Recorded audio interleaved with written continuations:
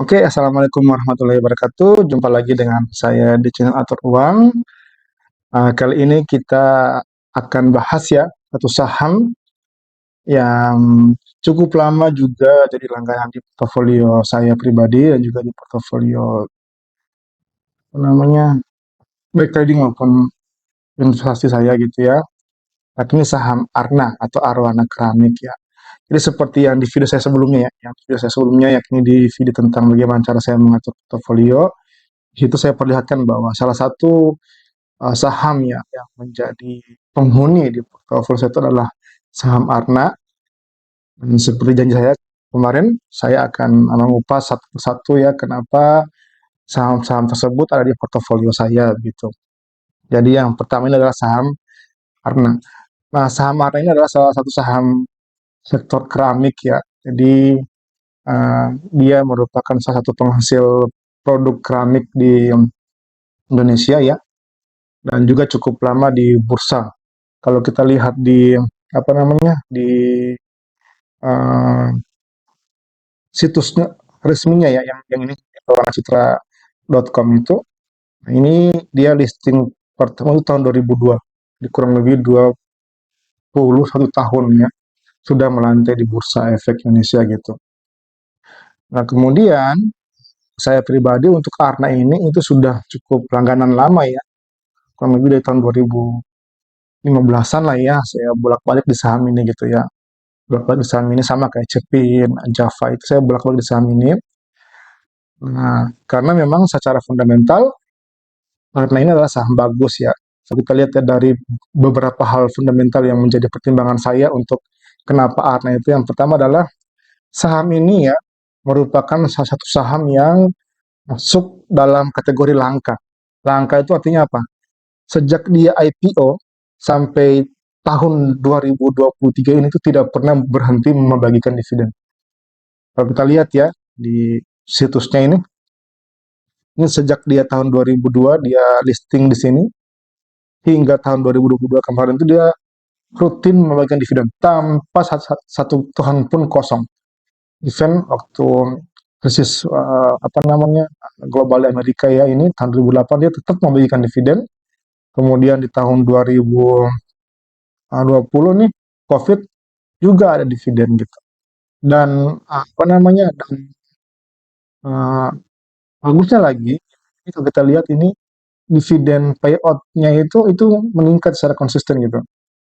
Nah, berarti perusahaan ini bisa dibilang dia labanya itu meningkat terus ya, sehingga nantinya kelebihan cash-nya itu artinya laba ditahannya itu kemudian berlebih sehingga makin lama itu makin banyak yang dibayarkan. Nanti dia akan kayak kayak Unilever ya. Nanti sesuatu dia akan membagikan kalau misalkan dia sudah cukup matang gitu cukup tua ya nantinya akan full subscription itu akan dari laba akan diberikan menjadi dividen itu ya itu ya jadi itu yang pertama. Dia yang kedua adalah perusahaan ini itu meskipun sudah 22 tahun di bursa ini kita ini itu tetap konsisten untuk uh, ekspansi ekspansi ya. Kalau kita lihat nih di berita-berita yang ada, Anda bisa Google aja ya, di pabrik Arna ini.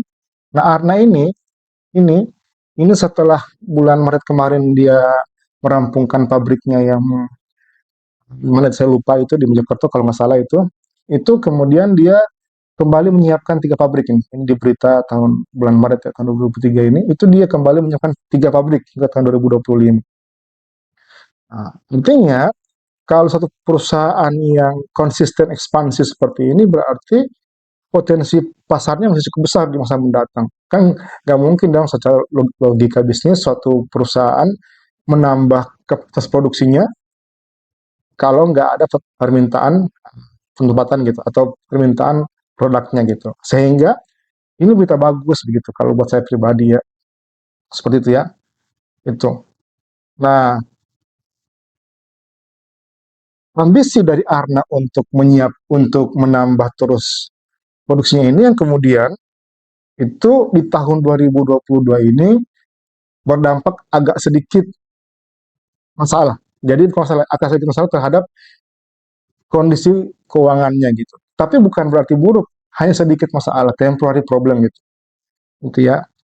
Karena di satu sisi dia uh, berusaha untuk menambah pabrik, tapi juga di tahun 2022 ini ada sedikit penurunan untuk produksi untuk permintaan keramik ya itu masuk akal ya gitu karena kan keramik ini kan pasti untuk ke rumah kan paling banyak ya ke rumah atau enggak perkantoran gitu sedangkan di tahun 2022 ini kita tahu bersama di tahun 2022 sampai tahun 2023 ini kan kita tahu bersama bahwa sedang ada era suku bunga tinggi gitu ya ya tahu sendiri lah gitu kenapa karena ya Amerika sana yang terus-terusan menaikkan suku bunganya sehingga menyentuh level tertinggi sehingga mau tidak mau juga bank kita gitu ya, bank BI kita itu akhirnya juga ikut menaikkan suku bunga untuk mempertahankan nilai tukar kita gitu.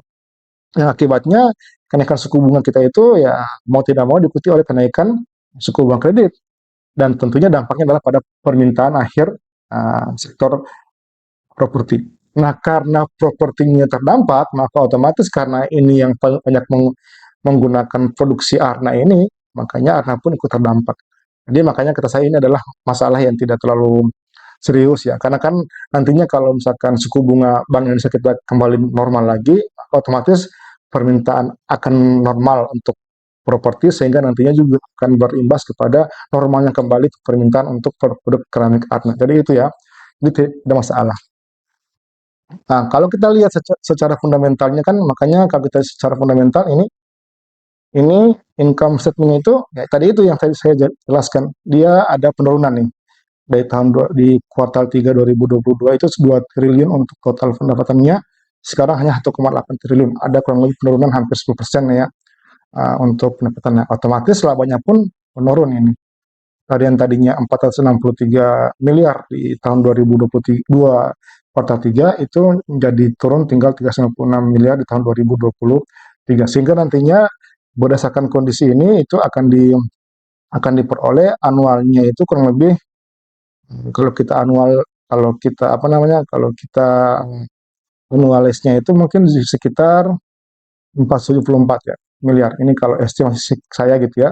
Kurang lebih 474 miliar untuk laba tahun 2023 ini. Kemudian kalau dari cash flow-nya, dari kondisi cash flow-nya perusahaannya, bahwa di tahun 2023 ini ya, sampai kuartal 3 ini memang ada penurunan posisi kas dan setara kas dari periode ya. Di mana di tahun 2022 itu sebesar 519 miliar, tapi di tahun 2023 ini hanya sebesar 417 miliar rupiah. Tapi nggak apa-apa lah ya, karena kalau kita lihat ini positif ya, positif seperti yang saya share di laporan bicara membaca laporan keuangan ya untuk cash flow bahwa ini adalah kondisi ideal di mana arus kas tetap positif ya dari arus kas from operation tetap positif untuk investasi dia negatif ya artinya uang keluar dan untuk pendanaan pun dia ada uang keluar artinya untuk membayar utang-utang baik di perbankan maupun di pihak lain ini semuanya dia positif artinya di tengah jadi dengan melihat kondisi cash flow seperti ini ya di tengah karena sedang apa namanya menambah pabrik ya, tapi tetap mempertahankan kinerjanya yang cukup bagus ya. Meskipun tadi ya ada sedikit pelemahan di dalam permintaan akibat adanya faktor eksternal. Jadi sejauh ini saya pikir ini tidak masalah gitu ya.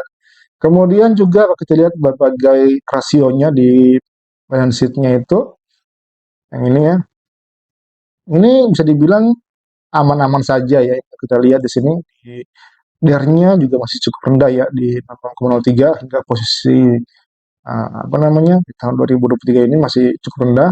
Kemudian juga long term-nya juga cuma 0,02 sehingga bisa dibilang sangat aman ya. Artinya kalaupun ada masalah di kemudian hari dengan utang seperti ini saya pikir tidak begitu banyak masalah. Itu itu untuk apa namanya beberapa kondisi fundamentalnya gitu. Nah, kemudian dengan harga yang sekarang ini, harga yang sekarang di level harga berapa ini? Mana? Level harga 200 ya. Tadi dia closing di harga 700 rupiah. Ini tentunya menyimpan banyak apa namanya potensi, potensi. kayak tadi ya, kayak tadi. Nah, kalau kita bisa simpan ini untuk ke depan, bisa saja dia akan kembali ke harga 1.000 ya. Dia pernah di harga 1.000 di tahun 2023 ini, pernah di 1.000-an, sehingga ada potensi dari hitungannya kurang lebih 40% gapnya. Tapi kalau misalnya kita ingin melihat secara fundamental nih, berapa sih target harga untuk Arna gitu ya, dengan memperhatikan kondisi seperti ini ya. Nah, saya coba menghitungkan untuk melihat dari segi dividennya, karena dia Arna ini tadi di awal saya katakan bahwa dia merupakan perusahaan yang rutin membagi dividen, maka saya coba prediksi berapa target harga fundamental, bukan harga wajar ya, harga fundamentalnya Arna jika memperhatikan asumsi dividen ini gitu.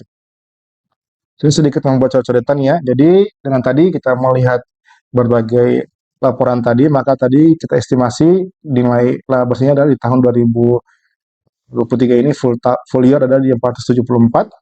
Kemudian EPS-nya itu hingga tahun 2023 ini diestimasi sebesar 64. Sama kayak hitungannya di Stockbit ya. Yang ini EPS annualized-nya, ini EPS YTD-nya gitu kan. Sama ini sama 64,05 gitu.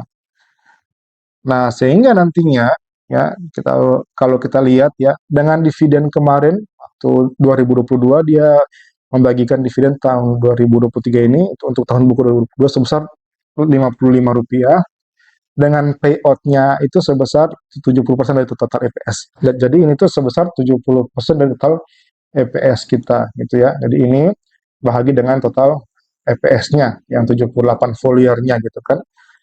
Nah, dengan cara yang sama, dengan cara asumsi yang sama, dengan cara asumsi yang sama gitu ya.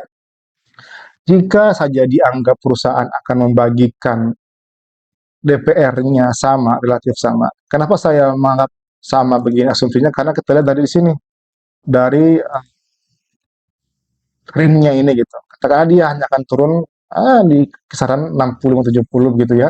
Jadi saya anggap di 70% gitu. Di 70% uh, estimasinya, maka diprediksikan saya akan mengestimasi bahwa nilai nilai dividen itu akan sebesar Rp44,88 ya, per sahamnya.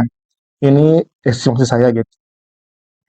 Nah, sehingga ya dengan kondisi apa namanya dengan kondisinya seperti ini ya, dan kemudian dia uh, diharapkan ya dan dividen yield-nya pun akan tetap bertahan di harga di kisaran 5,53% seperti tahun kemarin ya. Jadi dianggap sama kayak tahun kemarin. Jadi diprediksikan maka harganya itu akan berada di kisaran Rp812 per lembar sahamnya. Nah, sehingga dengan asumsi harga hari ini sebesar Rp710 itu ya, jadi kalau misalnya kita beli hari ini atau ini Rp700 hari ini gitu. Kalau kita beli hari ini untuk mengharapkan dividen itu, maka dividen itu kita akan peroleh sebesar 7,86% dividennya. Kalau dengan asumsi si Arne ini akan kembali membagikan sebesar Rp55 per lembar saham. Tapi kalau misalkan dia akan membagikan secara ini sesuai dengan hitungan saya gitu, maka kita akan memperoleh dividen yield sebesar 6,41%. Ya lumayan lebih tinggi dari suku bunga kita gitu ya, SBI acuan gitu. Itu kalau yang mau Svian Hunter. Jadi untuk harga hari ini itu akan bisa ada potensi dividen yield sebesar 6,1%. Tapi kalau misalkan teman-teman ingin katakanlah uh, bukan ingin dividennya tapi ingin capital gain-nya, jadi biasanya ini kalau dia akan menjelang pembagian dividen, dia akan kembali menuju ke level harga tertentu. Nah, saya akan targetkan tuh di harga Rp812. Sehingga nantinya kalau ini tercapai, kita akan punya potensi gain sebesar, kalau kita beli harga ini ya, itu 15,9%. Menarik nggak? Jadi kalau teman-teman ingin masuk, bolehlah 16% potensi capital gain yang kita bisa peroleh. Kalau dia, jadi dengan harga sekarang saya mentargetkan dia di Rp12. Kapan? Ya di sekitar bulan-bulan Maret, di sekitar bulan-bulan pembagian dividennya itu bulan-bulan Maret April tahun 2024 nanti. Itu ya untuk Arna. Jadi kalau mau ditanya ke saya, apakah Arna ini rekomnya baik? Baik. Ya strong baik kalau bagi saya pribadi gitu. Itu dari saya pribadi, nanti saya akan ulas kalau yang mau trading, bagaimana mau trading teknikal atau di Arna ini. Demikian, terima kasih atas atensinya. Assalamualaikum warahmatullahi wabarakatuh.